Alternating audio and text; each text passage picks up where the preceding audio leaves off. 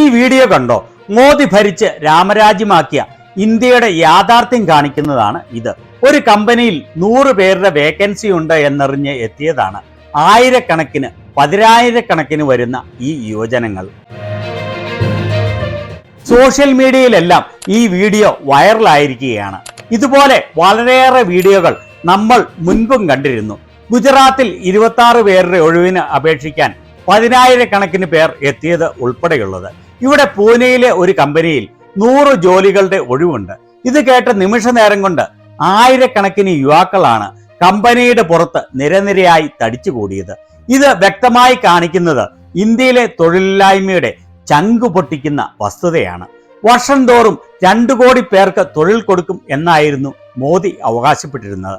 എന്നാൽ തൊഴിലില്ലായ്മയുടെ അതിരൂക്ഷമായ കണക്ക് പുറത്തു വന്നപ്പോൾ അതിനെ നിഷേധിച്ചുകൊണ്ട് 2 കോടിയല്ല 3 കോടി പേർക്ക് വെച്ച് തൊഴിൽ കൊടുത്തു എന്നൊക്കെയാണ് മോദിയും മോദിയുടെ IT സെല്ലും അവകാശപ്പെടുന്നത്.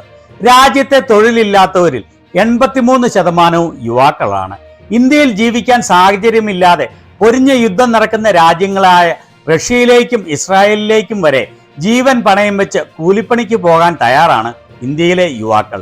ഗോദി മീഡിയകൾ പോലും ഈ വാർത്ത കൊടുക്കാൻ തയ്യാറായി എന്ന് പറഞ്ഞാൽ എത്ര രൂക്ഷമാണ് രാജ്യത്തെ തൊഴിലില്ലായ്മ എന്ന് ഊഹിക്കാമല്ലോ. വിവിധ ഗോദി മീഡിയകളിൽ ഇതിനെക്കുറിച്ച് വന്ന വാർത്തകളാണ് ഇവയൊക്കെ. വെറും 100 പേരുടെ വേക്കൻസി ഉള്ളപ്പോഴാണ് 3000-ലേറെ എഞ്ചിനീയർമാർ അവിടെ തടിച്ചുകൂടിയത്. ഇന്ത്യയിലെ തൊഴിലില്ലായ്മ നിരക്ക് 9.2% ആണെന്നാണ് ഔദ്യോഗിക കണക്ക്. 2008 മുതൽ 2024 വരെയുള്ള ഇന്ത്യയിലെ തൊഴിലില്ലായ്മയുടെ കണക്കാണ് ഇത്.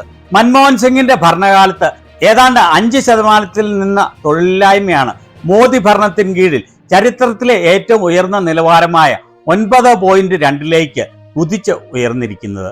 എന്നാൽ നിങ്ങൾ ആലോചിച്ച് നോക്കുകയാണെങ്കിൽ നിങ്ങളുടെ ചുറ്റുവട്ടത്തുള്ള എത്ര പേർക്കുണ്ട് അവരുടെ വിദ്യാഭ്യാസത്തിന് യോജിച്ച മാന്യമായ പ്രതിഫലം ലഭിക്കുന്ന തൊഴിലെന്ന് മനസ്സിലാകും. വളരെ ചുരുക്കം പേർക്കാണ് അവരുടെ വിദ്യാഭ്യാസത്തിന് അനുയോജ്യമായ മാന്യമായി ജീവിക്കാനുള്ള പ്രതിഫലം ലഭിക്കുന്ന തൊഴിൽ ഉള്ളത്. ഇന്ത്യയിലെ വലിയ ഭൂരിപക്ഷം ആളുകളും അണ്ടർ എംപ്ലോയിഡ് ആണ് എന്നുള്ളത് നിഷേധിക്കാനാവാത്ത വസ്തുതയാണ്. അതുപോലെ ഇന്ത്യയിലെ വിദ്യാഭ്യാസത്തിന്റെ നിലവാരം എത്ര ശോചനീയമാണ് എന്ന് കാണിക്കുന്നതാണ് ജനുവരി 26-ന് ബിസിനസ് സ്റ്റാൻഡേർഡിൽ വന്ന ഈ വാർത്ത കാണിക്കുന്നത്. ഓരോ വർഷവും 15 ലക്ഷം എഞ്ചിനീയർമാർ പഠിച്ചിറങ്ങുന്നതിൽ 80% പേരും തൊഴിൽ ചെയ്യാനുള്ള സ്കിൽ ഇല്ലാത്തവരാണ്, അൺഎംപ്ലോയബിൾ ആണ് എന്നാണ് ഈ വാർത്തയിൽ പറയുന്നത്. അതിൽ തന്നെ പറഞ്ഞിരിക്കുന്നു, നാസ്കോം റിപ്പോർട്ട് പറയുന്നത് 2026 ഇന്ത്യയിൽ 14 മുതൽ 19 ലക്ഷം വരെ പ്രൊഫഷണൽസിന്റെ കുറവുണ്ടാകും എന്ന്. അതായത് വളരെയേറെ പേർ പഠിച്ചിറങ്ങുന്നുണ്ടെങ്കിലും ഈ പഠിച്ചിറങ്ങുന്നവരിൽ 5-ൽ 4 പേർക്കും യാതൊരു സ്കില്ലും ഇല്ലാത്തവരാണ്. ഇന്ത്യയുടെ വിദ്യാഭ്യാസ സമ്പ്രദായം അത്രമാത്രം നിലവാരം ഇല്ലാത്തതായി അധപതിച്ചിരിക്കുന്നു എന്ന് സാരം.